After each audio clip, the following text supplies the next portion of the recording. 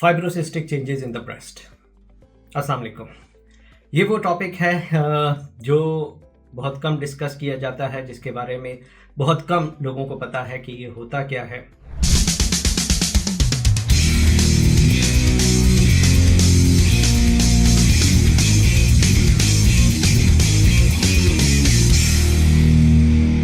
पहली चीज़ तो ये कि जैसे हम ये चीज़ इस्टेब्लिश कर चुके हैं, पहले जान चुके हैं कि जो है हमारा जो ब्रेस्ट है जिस्म के अंदर, अल्लाह ताला ने वो सबसे ज़्यादा डायनामिक स्ट्रक्चर बनाया है।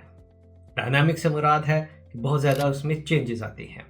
पहले ये जी जवानी में से लेके बुढ़ापे तक और आगे तक इसमें हर रोज़ हार्मोन्स जो है, जो फीमेल हार्मोन्स हैं, ईस्ट्रोजन, प्रोजेस्टेरोन वगैरह, वो उस पर अमल करते हैं, उसके ऊपर जो है कोई ना कोई चेंजेस लेके आते हैं।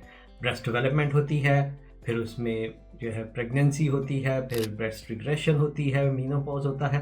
तो बहुत सारी चीज़ें हैं जो आपकी ब्रेस्ट के ऊपर हर वक्त जो है अमल कर रही होती हैं या उसको अफेक्ट कर रही होती हैं, उसके अंदर तगय्युरात ला रही होती हैं, उसके अंदर चेंजेस ला रही होती हैं। अब अक्सर लोग जो है ये जो स्पेसिफिक टॉपिक जो मेरा आज का है, यानी कि फाइब्रोसिस्टिक चेंजेस, इसको डिजीज़ क्लासीफाई करते हैं और उसके लिए फिर मज़ीद ट्रीटमेंट और इलाज की तरफ उनको जो है पेशेंट्स को गाइड करते हैं। एक चीज़ ये बता दें कि जैसा कि हम जानते हैं कि जिस्म में जो है ब्रेस्ट के अंदर तगय्युरात आते हैं, तो एक सर्टेन एज है, यानी कि जो आपकी फ़ीमेल की आप समझ लें 25 से लेके 40-45 तक, कभी कभी उसके बाद भी जो है ब्रेस्ट के अंदर हार्मोनल चेंजेस आती हैं। और वो ये होती हैं कि आपके ब्रेस्ट टिश्यू किसी जगह से जो है ज़्यादा सख्त हो जाता है, उभर जाता है, उसमें एक किस्म की रगड़ पैदा हो जाती है।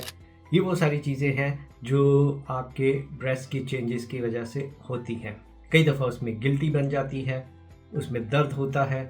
ये वो सारी चीज़ें एक नॉर्मल प्रोसेस ऑफ जो है लाइफ है जो ब्रेस्ट के अंदर होता है। डायग्नोसिस इसका बिल्कुल सिंपल है। कोई भी चेंजेस आपको आती हैं, आप एक्सपर्ट्स पे जाते हैं, वो उसका मुआयना करते हैं और उसके बाद इमेजिंग या बायोप्सी अगर ज़रूरत पड़े वो करके तो आपको हम डायग्नोसिस दे सकते हैं कि ये फाइब्रोसिस्टिक चेंजेस हैं। अब ये फाइब्रोसिस्टिक चेंजेस हैं जिसको मैंने कहा डिज़ीज़ बिल्कुल भी नहीं है। तो इलाज जो है वो डिज़ीज़ का होता है, एक नॉर्मल प्रोसेस का नहीं होता। हाँ, अगर इसके साथ कुछ और सिम्टम्स आ रहे हैं, जैसे कुछ लोगों को इसके साथ पेन होती है या इसके साथ गिल्टी बन जाती है, तो फिर वो देखना पड़ता है कि हम उसके लिए क्या कर सकते हैं। पेन के लिए तो सिंपल पेन किलर्स होते हैं, जैसे पैनाडोल हो गया, ब्रूफन, इस तरह के बाज़ार में बहुत सारे पेन किलर्स अवेलेबल हैं। तो आप वो यूज़ करके तो जो है पेन से जो है छुटकारा हासिल कर सकते हैं। कभी कभी इसके साथ आपके गिल्टी बन जाती है या छोटी छोटी जो है सिस्ट्स बन जाती हैं। हम और वीडियोस में जिक्र कर चुके हैं कि सिस्ट जो है वो पानी की थैलियाँ होती हैं।